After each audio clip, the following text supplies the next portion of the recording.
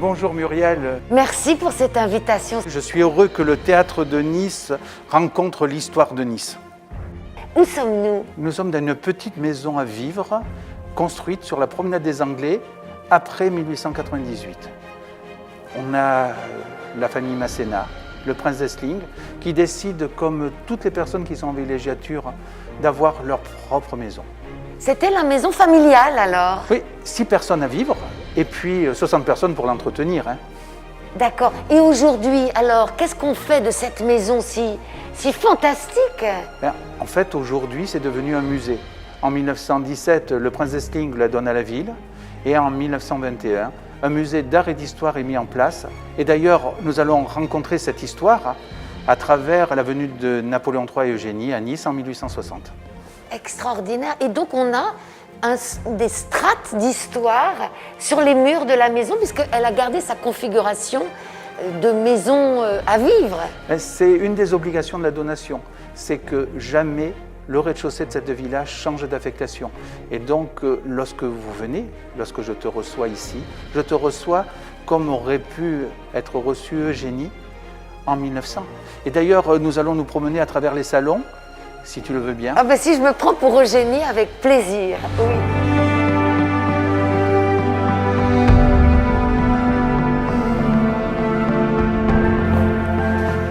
Nous allons rencontrer maintenant Olivier Guébali, notre historien. Écoute, Olivier, je te laisse avec Muriel. Alors, il me semble que nous sommes un peu chez Napoléon, ici. C'est pas entièrement faux. Et ça tombe très bien, c'est un hasard, parce que ces trois-là ont joué un rôle capital dans le rattachement de Nice, et de la Savoie d'ailleurs, à la France. Ben, le premier, dès qu'il était général Bonaparte, dès qu'il a commencé général Bonaparte, il a été à l'origine, lors de la campagne d'Italie, non seulement d'un certain nombre de victoires, bien entendu, mais surtout il a été à l'origine peut-être de ce qu'on a appelé ultérieurement le Risorgimento. Pourquoi? Parce qu'il a dit très clairement aux Italiens, en particulier dans le Milanais, vous étiez un grand peuple, vous pourrez à nouveau faire nation. C'est merveilleux. La force des grands orateurs. La force des grands orateurs. Il a donné d'ailleurs le premier drapeau vert, blanc, rouge à la garde nationale milanaise. Le drapeau italien, c'est Bonaparte. Et alors, le neveu a marché sur les traces de son oncle. Le neveu, c'est effectivement l'aboutissement du Risorgimento, l'indépendance et l'unité italienne, et avec comme dividende pour la France, le rattachement de Nice à la France. Quand ils sont venus ici, puisque le couple impérial est venu en septembre 1860, tous les deux, Eugénie ont joué un rôle extrêmement important. Eugénie a été, pour la population locale, le sourire de la France impériale. L'évolution de la mode. Oui, l'évolution de la mode. Rapide. C'est extraordinaire. Elle a ici, enfin, quand elle est venue ici, elle avait 34 ans. Ici, elle est plus jeune, de 7 ans. Elle était déjà la plus belle souveraine d'Europe. Elle était vraiment une femme remarquable et quand elle est venue ici, elle a manifestement, on ne s'en doutait pas, enchanté la population et en particulier les jeunes filles. Puisqu'elle a été accueillie avec son mari au palais devenu palais préfectoral. C'était une influenceuse, un magnifique modèle. Oui, hein, une influenceuse comme on dit aujourd'hui. Ben voilà Muriel, c'est exactement ça.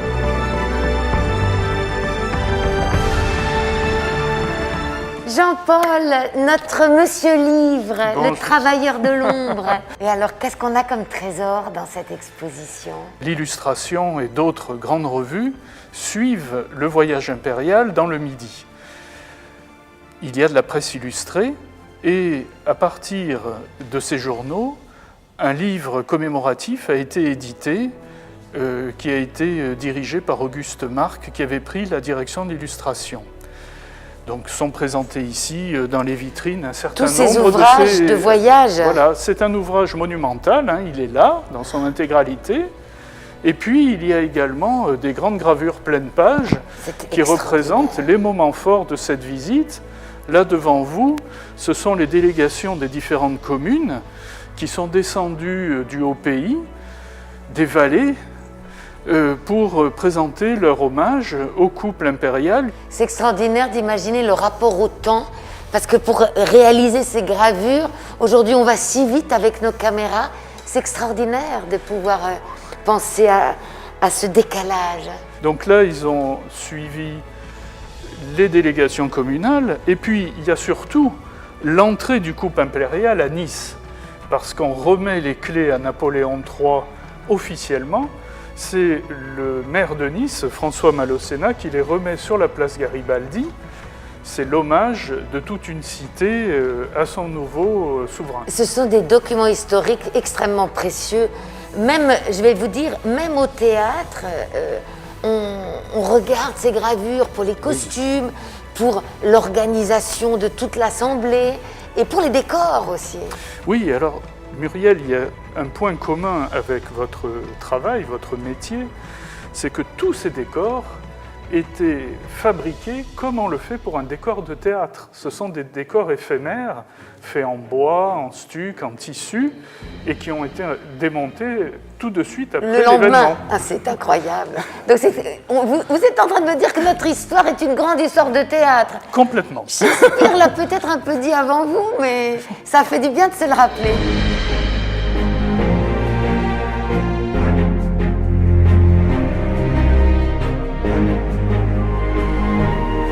Alors on est dans le lieu de la lecture. Quelle merveille. Et alors Jean-Paul, quand est-ce que cette pièce est devenue une bibliothèque? En 1937. Alors où sommes-nous exactement?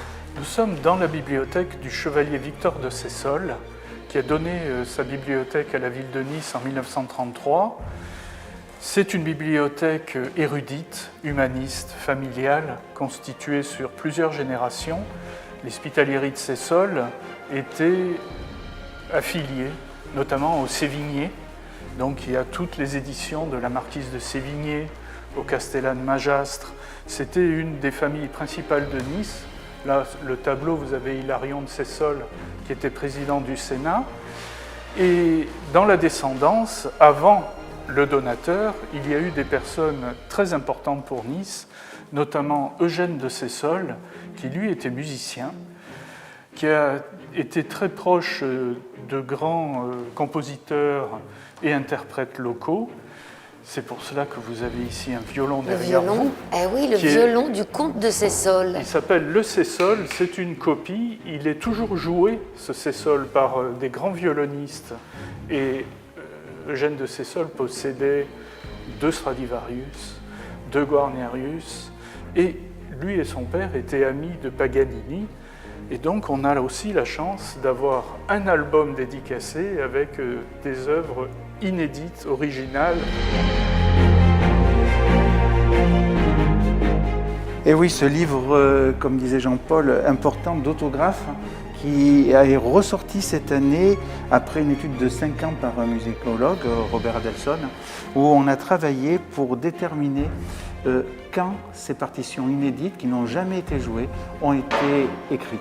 Ah, vous n'avez jamais essayé de les entendre, de les donner à... Alors, il y a quelques musiciens qui ont bien sûr déchiffré, mais à l'heure actuelle, ça n'a jamais été joué en public. Et avec l'Opéra de Nice, avec Bertrand Rossi, on a une volonté de pouvoir le jouer en public pour la première fois. Mais il faut qu'on fasse ça ensemble, quelle belle idée. Il faut bouger, et ce document, à l'heure actuelle, fait l'objet d'une édition auprès de l'Académie Nissart, qui est la structure savante de la ville de Nice, qui a son siège social dans la Villa Masséna. Et lorsque le public vient, il peut découvrir en fait comment Paganini pouvait écrire la musique. Mais Paganini était aussi important pour Nice parce qu'il est mort à Nice, c'était le diable. Vous savez, lorsqu'on est une passionnée et qu'on joue tellement bien que d'un seul coup, les gens se disent c'est pas normal, c'est pas naturel. C'est pas humain. C'était pas humain. Et Paganini, c'était le diable. C'était l'archer du diable. Il va mourir à Nice. Et la famille de Sessol, on retrouve toujours notre histoire, l'a caché dans un tonneau parce que personne ne voulait l'enterrer. Puis il a été basculé par un bateau un jour de pleine nuit jusqu'à Villefranche. Là encore, on a essayé de l'enterrer, ça n'a pas marché. 30 ans plus tard, l'évêché a décidé de pouvoir enterrer officiellement Paganini. Mais tout ça, c'est une autre histoire, et je crois que notre histoire va nous amener vers la fin de cette visite, et puis on pourra se retrouver. Merci en tout cas, Jean-Pierre. Ça donne vraiment envie de revenir. C'était une visite fabuleuse et j'ai découvert un endroit dans lequel j'espère revenir bientôt. Moi, j'ai trouvé merveilleux de pouvoir faire cette passerelle entre le théâtre de Nice et le musée Masséna. Je souhaite que le public vienne au théâtre, c'est exceptionnel, c'est merveilleux, c'est cette vie. Et puis peut-être viendront-ils au musée grâce à notre rencontre. On va faire des passerelles entre nos institutions parce qu'on essaye tous les deux d'enchanter ce public. Merci de cette visite, Jean-Pierre, et à très bientôt. Et à très bientôt. Oui.